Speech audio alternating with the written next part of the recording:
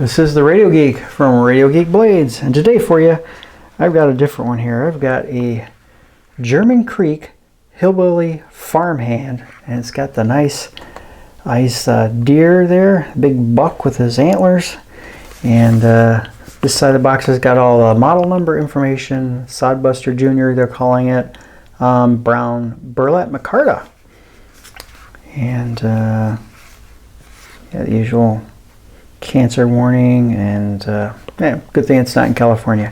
And China, made in China, but you know, it seems to be a nice knife. Now I got this knife, I gotta say guys, I tried out, I've never used it, never got it on there before, but I tried out Whatnot. I don't know how many of you guys are familiar with Whatnot. They sell, you can buy just about anything there, just like eBay.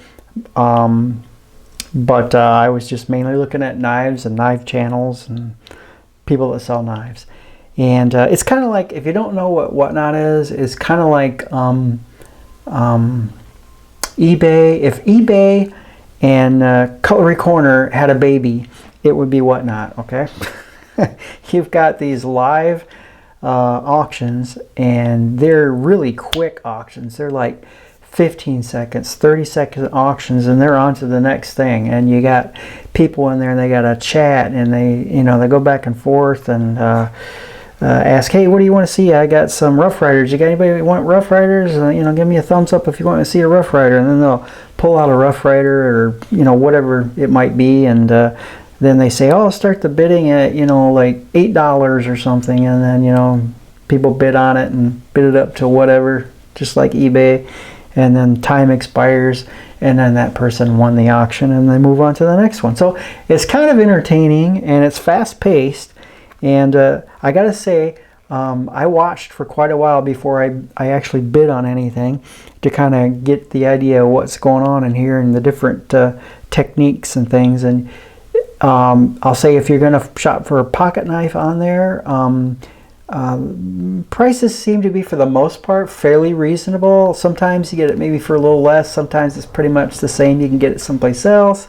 But it's just kind of an entertaining thing to be part of. But I will say that you really have to know what the knife is and what you're bidding on before you make your decisions. You really have to know what some pricings are. Like you can say, oh, that's reasonable, or oh, that's kind of high, and you can kind of have to have a little bit of knowledge of what the prices of things go for, or you could end up possibly overpaying for something. But then again, you might overpay for one thing, and then another one you might get a little better deal on it. So but there's some people on there, I'll tell you, that are in some of these auctions, and they're buying up everything. I mean, their credit card is burning, And I'll say, for those of you who do not know about Whatnot, it is an incredibly easy to spend money, because when you set up your account, you set up everything. You got your shipping address and your credit card, and so literally all you do is bid on things, and if you win, you don't have to do anything. It just automatically gets billed to your credit card, and they ship it right out to you. I mean, there's so easy to spend money. So if you don't have self-control, it can get out of hand pretty quickly. I'm sorry, I digress. I was just kind of just caught up in all that. Just thought I'd tell you about this. This is where I got this knife, was on a Whatnot seller. Anyway, let's get to the knife. That's what you guys are here for. So yeah, it comes nicely packaged. They have it wrapped in this like tissue type paper, and then it's in a little bag too. But I thought this was a really nice sodbuster. It's burlap micarta, and it's got this little I guess it's like a tobacco leaf for the shield, and I thought that's really nice. And I like that it has a little hole. It's a smaller hole, but you could put a little lanyard on there if you wanted. So that's kind of cool. If you like to put lanyards on your knife, you can do that.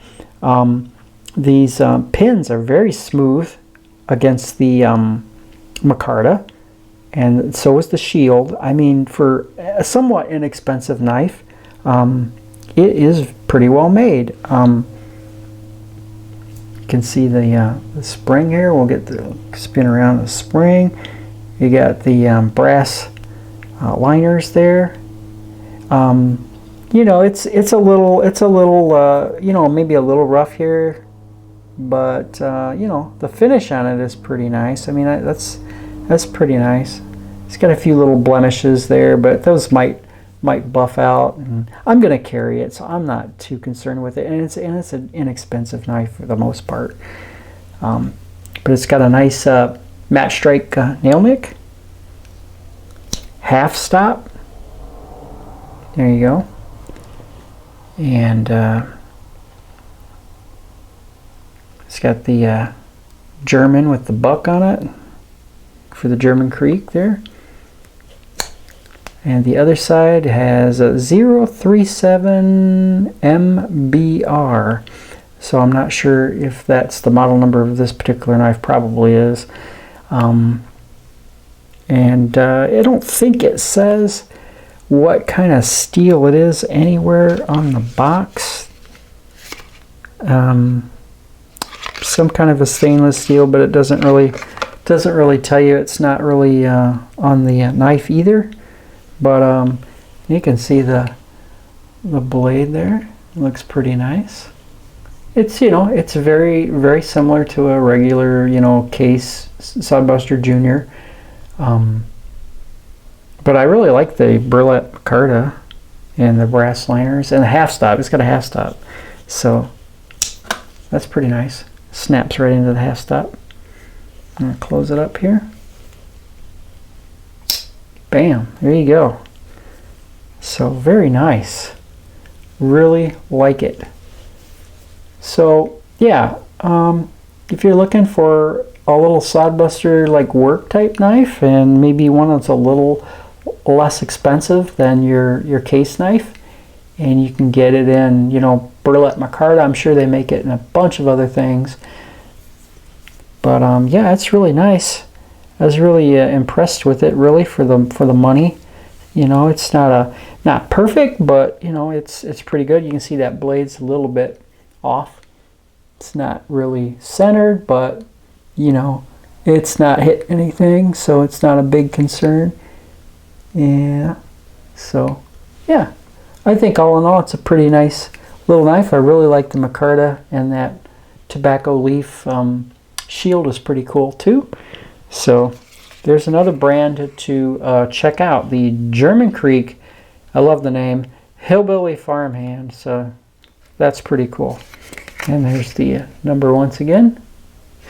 So there you go, guys, the Hillbilly Farmhand.